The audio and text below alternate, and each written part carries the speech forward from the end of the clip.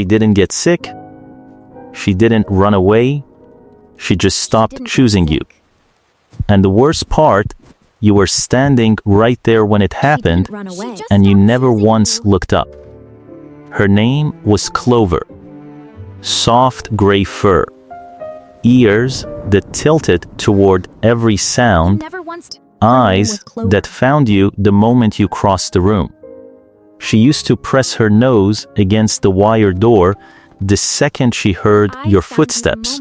Not for food, not for anything she could name, just reaching. Just making sure you were still the person she decided to trust. That was before. Now she sits in the far corner, paws tucked beneath her chest, eyes half closed.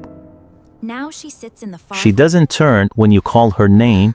She doesn't come to the edge. She's not sleeping. She's just somewhere you no longer know how to reach. And she got there quietly, while you were busy with everything else. Bunnies don't scream when they're hurting. They don't bite walls or claw floors to tell you something is breaking. They do something far more invisible. They disappear inward. Layer by layer, day by day, they peel themselves away from whatever stopped feeling safe, so slowly that most people never see it until it's already finished. Clover's trust wasn't handed to you. Built in 100 small moments you probably don't even remember. The afternoon you sat on the floor and let her explore your hands without grabbing. The evening she climbed into your lap for the first time, tucked her chin against your knee, and held perfectly still, her whole body saying something. Her small that stillness cost her something.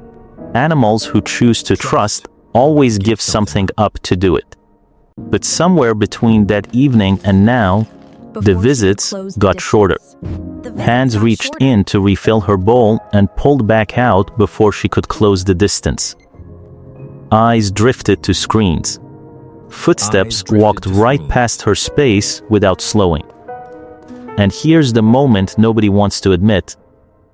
There was an evening, maybe 3 weeks in, when you almost sat down beside her again. You saw her there, paws tucked, nose working, waiting. Something in you recognized it. You even paused.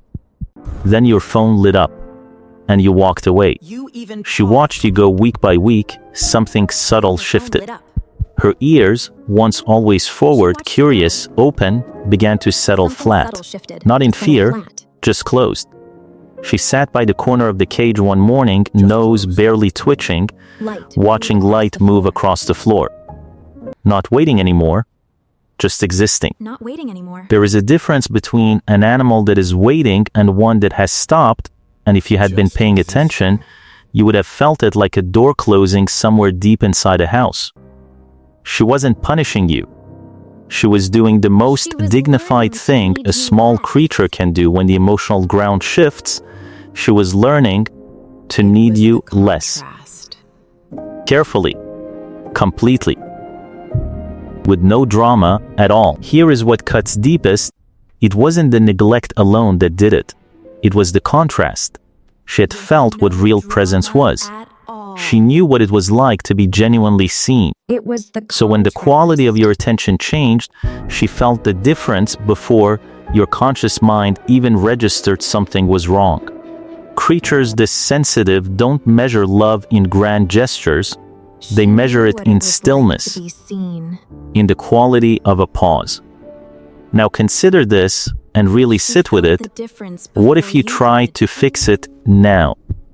What if tomorrow you sat down, slowed your breathing, opened your hands, and waited? She would look at you. She might even come close, but she wouldn't fully arrive.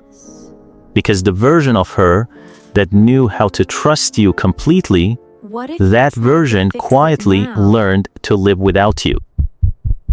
That kind of learning doesn't simply reverse itself because you finally decided to show up. She might even come close. Sometimes the damage isn't in the leaving.